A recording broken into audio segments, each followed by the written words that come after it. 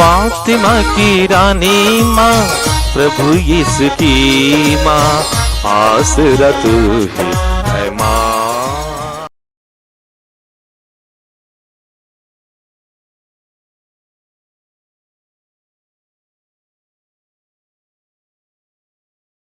पहला पाठ कुरिन्थियों के नाम संत पौलुस का दूसरा पत्र, अध्याय 11, पद संख्याएं 1 से 11। ओह, यदि आप लोग मेरी थोड़ी सी नादानी सहन कर लेते। खैर, आप मुझे अवश्य सहन करेंगे। मैं जितनी तत्परता से आप लोगों की चिंता करता रहता हूँ, वह ईश्वर की चिंता जैसी है। मैंने आपके एकमात्र दूल्हे मसीह के साथ आपका वाग्दान संपन्न किया, जिससे मैं आपको पवित्र कुमारी की तरह उनके सामने प्रस्तुत कर सकूं। मुझे डर है कि जिस प्रकार सांप ने अपनी धूर्तता से हव्वा को धोखा दिया था, उसी प्रकार आप लोगों का मन भी ना बहका दिया जाए और आप मसीह के प्रति अपनी निष्कपट भक्ति ना खो बैठें। क्योंकि जब कोई आप लोगों के पास एक ऐसे यीशु का प्रचार करने आता है जो हमारे द्वारा प्रचारित यीशु से भिन्न है, या एक ऐसा आत्मा अथवा सुसमाचार ग्रहण करने को कहता है जो आपके द्वारा स्वीकृत आत्मा अथवा सुसमाचार से भिन्न है, तो आप लोग उस व्यक्ति का स्वागत करते हैं। ऐसे महान प्रचारकों से मैं अपने को किसी भी तरह कम नहीं समझता। मैं अच्छा वक्ता नहीं हूँ, किंतु मुझ में ज्ञान का अभाव नहीं। इसका प्रमाण मैं सब तरह से और हर प्रकार की बातों में आप लोगों को दे चुका हूँ। आप लोगों को ऊपर उठाने के लिए मैंने अपने को दीनहीन बना लिया और बिना कुछ लिए आप लोगों के बीच ईश्वर के सुसमाचार का प्रचार किया। क्या इसमें मेरा कोई दोष था? आप लोगों की सेवा करने के लिए मैंने दूसरी कलीसियाओं से चंदा मांगा।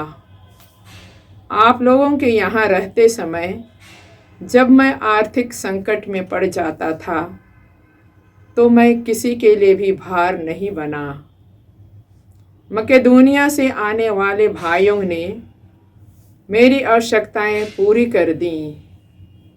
मैं आपके लिए भार नहीं बना और कभी नहीं बनूंगा। मुझ में विद्यमान मसीह की सच्चाई की शपथ, अखैया भर में कोई या कुछ भी मुझे इस गौरव से वंचित नहीं कर सकेगा। ऐसा क्यों? क्या इसलिए कि मैं आपको प्यार नहीं करता? ईश्वर जानता है कि मैं आप लोगों को प्यार करता हूँ। प्रभु की वाणी। ईश्वर को धन्यवाद। भजन अनुवाक्य। प्रभु के कार्य सच्चे तथा न्यायपूर्ण हैं। प्रभु के कार्य सच्चे तथा न्यायपूर्ण हैं। धर्मियों की गोष्ठी और उनकी सभा में मैं सारे हृदय से प्रभु की स्तुति करूँगा। प्रभु के कार्य महान हैं, भक्तजन उनका मनन करें। अनुवाक्य। प्रभु के कार्य सच्चे तथा न्यायपूर्ण हैं। प्रभु के कार्य सच्चे तथा न्यायपूर्ण हैं। उसके कार्य प्रतापी तथा ऐश्वर्यपूर्ण हैं। उसका न्याय युग युगों तक बना रहता है। प्रभु के कार्य स्मरणीय हैं। प्रभु दयालु और प्रेममय है। अनुवाक्य। प्रभु के कार्य सच्चे तथा न्यायपूर्ण हैं। प्रभु के कार्य सच्चे तथा न्यायपूर्ण हैं। उसके कार्य सच्चे तथा न्यायपूर्ण हैं। उसके सभी नियम अपरिवर्तनीय हैं। वे युग युगों तक बने रहेंगे। उनके मूल में न्याय और सत्य है। अनुवाक्य: प्रभु के कार्य सच्चे तथा न्यायपूर्ण हैं। प्रभु के कार्य सच्चे तथा न्यायपूर्ण हैं। जय घोष। हालेलुया। आप लोगों को गोद लिए हुए पुत्रों का मनोभाव मिला, जिससे प्रेरित होकर हम पुकार कर कहते हैं, अब्बा, हे पिता। हालेलुया। प्रभु आप लोगों के साथ हो और आपकी आत्मा संत के साथ। मत्ती के अनुसार प्रभु यीशु ख्रिस्त का पवित्र सुसमाचार। हे प्रभु तेरी महिमा हो। अध्याय 6 पद संख्याएं 7 से 15। यीशु ने अपने शिष्यों से यह कहा, प्रार्थना करते समय गैर यहूदियों की तरह रट नहीं लगाओ। वे समझते हैं कि लंबी लंबी प्रार्थनाएं करने से हमारी सुनवाई होती है। उनके समान नहीं बनो, क्योंकि तुम्हारे मांगने से पहले ही तुम्हारा पिता जानता है कि तुम्हें किन किन चीज़ों की ज़रूरत है। तो इस प्रकार प्रार्थना किया करो, हे स्वर्ग में विराजमान हमारे पिता, तेरा नाम पवित्र माना जाए, तेरा राज्य आए, तेरी इच्छा जैसे स्वर्ग में वैसे पृथ्वी पर पूरी हो। आज हमारा प्रतिदिन का आहार हमें दे। हमारा अपराध क्षमा कर, जैसे हमने अपने अपराधियों को क्षमा किया है, और हमें परीक्षा में न डाल, बल्कि बुराई से हमें बचा। यदि तुम दूसरों के अपराध क्षमा करोगे तो तुम्हारा स्वर्गीय पिता भी तुम्हें क्षमा करेगा।